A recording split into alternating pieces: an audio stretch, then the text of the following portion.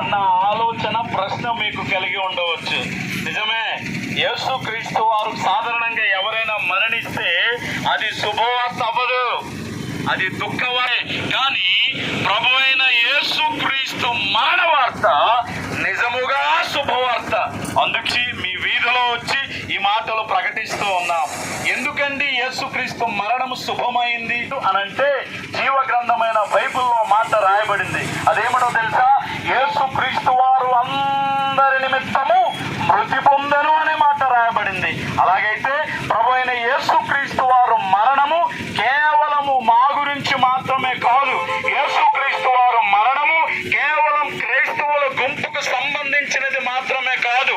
యేసుక్రీస్తు వారు మరణము కేవలం ఒక కులానికి గాని మతానికి గాని సంబంధించినది కాదు.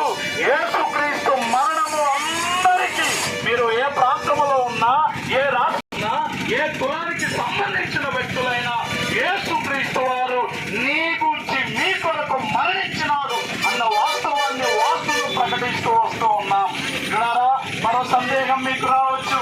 ఎందుకంటే సర్వ మానవాళి నిమిత్తం యేసుక్రీస్తు వారు మరణించాలి, కారణం ఏమిటి అన్న ఆలోచన రావచ్చు. ఎందుకో తెలుసా? ఈ లోకములో ఉన్న మానవులందరూ కూడాను పాపులే అని జీవ గ్రంథమైన బైబిల్లో రాయబడింది. అవునండి, మానవులందరూ పాపులే, నాలో పాపము లేదు అన్నవాడు ఒక్కడు లేడు.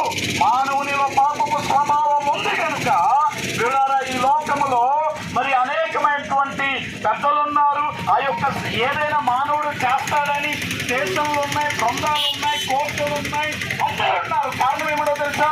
మానవునిలో పాపము స్వభావం ఉంది.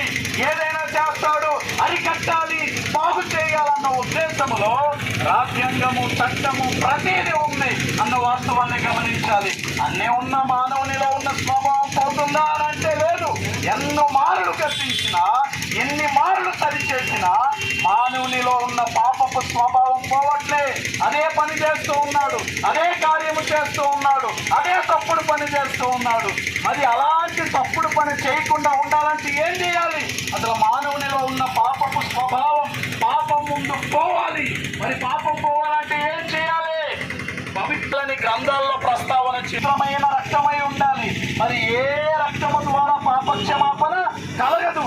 అందుకే చాలా మంది ఏం చేస్తారో తెలుసా? వాస్తవానికి పాపం పోవడానికి, పుణ్యం రావడానికి, మోక్షం కలగడానికి ధర్మకార్యాలు చేస్తారు, పొట్లాలు పంచుతారు, దుప్పట్లు పంచుతారు. మంచిదే, ఈ లోకంలో ఉన్న మానవుడు ఖచ్చితంగా చేయాలి. కానీ వాస్తవం ఏమిటో తెలుసా?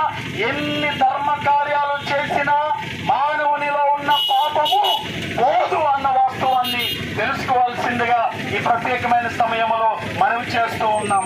అరే, మరి ఎన్ని చేసిన పాపాలు పోవు అంటున్నారే, మరి ఇప్పుడు పాపం పోవాలంటే ఏం చేయాలి? ఏం చేస్తే పాపం పోతుంది అని ఆలోచన చేసినప్పుడు వీళ్ళారా పవిత్రమైన రక్తము ప్రోక్షణ జరగాలని తెలియజేశాను కదా.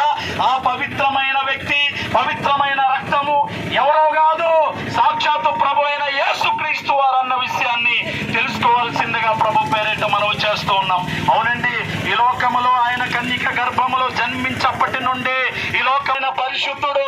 ఆయనలో ఎలాంటి నేరము లేదు, ఆయనలో ఎలాంటి దోషము లేదు.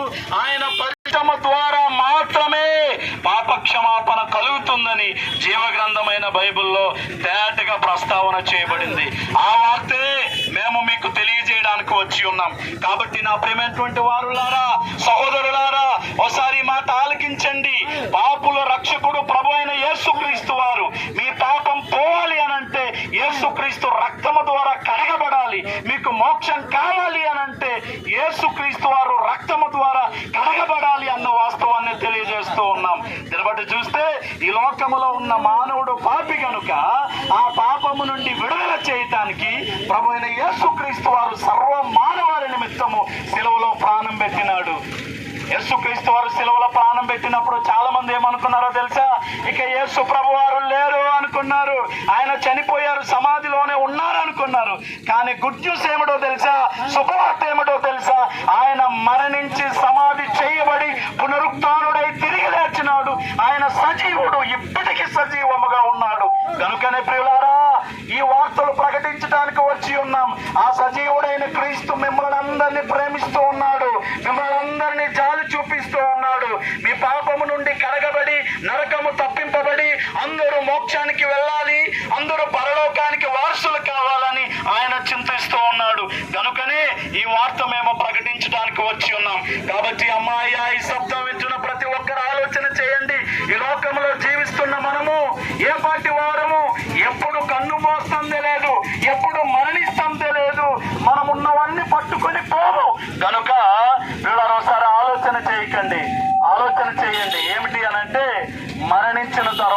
గమ్యస్థానం ఎక్కడ? మీరు మమ్మల్ని అడిగితే మేము చెప్పే సమాధానం ఏమిటో తెలుసా? మేము మరణిస్తే మా ఆత్మ ఖచ్చితముగా మోక్షానికి, పరలోకానికి వెళ్తదన్న నమ్మకం, నిశ్చయత మాకుంది. మరి మీ సంగతి ఏమిటి? మరణించిన తర్వాత మీరు ఎక్కడికి వెళ్తారు?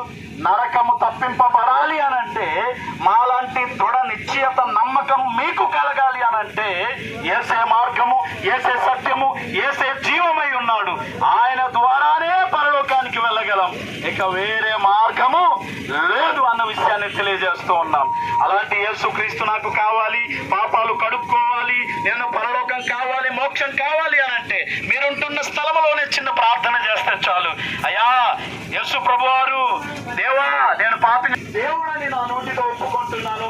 మీరు నా కోసమే శిలువలో మరణించినారు, సమాధి చేయబడ్డారు, మీరు పునరుత్థానుడై తిరిగి లేచారని మీ హృదయం ముందు విశ్వాసం ఉంచితే, ప్రార్థన చేస్తే మీకు రక్షణ లభిస్తుంది, పాప క్షమాపణ లభిస్తుంది. మీరు మరణిస్తే ఈ దేహం మట్టిలో కలిసిపోతుంది, ఆత్మ స్వర్గానికి, పరలోకానికి వెళ్తుంది. కాబట్టి ఆలోచన చేయండి. సమయం లేదు, ఏ క్షణం ఎలాగుంటుందో తెలియదు, రేపం అనేది కాదు. కనుక దీపం ఉన్నప్పుడు ఇల్లు చక్కబెట్టుకోవాలంటారు.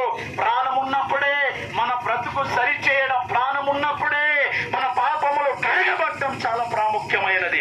కనుక ఆలోచన చేయండి, మరి తలంచండి, ఇది వాస్తవమో కాదో తెలుసుకోండి. అప్పుడే మీరు ముందుకు రండి, మరి యేసుక్రీస్తు రక్తముతో కడగబడండి. దేవుడు మిమ్మల్ని దీవించునుగాక. ఆమేన్.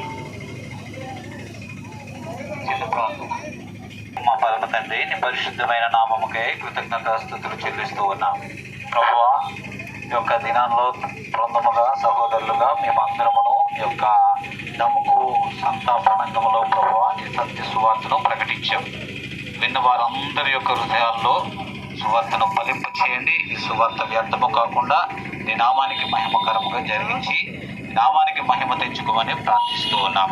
ప్రాముఖ్యంగా చేస్తున్న వ్యాపారాలను, పాడి పంటలు, యావదాస్తులను అందరినీ వారికి సమృద్ధిగా కలిగజేసి ఆరోగ్యాలు దయచేయమని, అంతటా అందరికీ మారు మనసు రక్షణ దయచేయమని యేసుక్రీస్తు నామములో ప్రార్థించి వేడుకుంటున్నాము తండ్రి. ఆమేన్.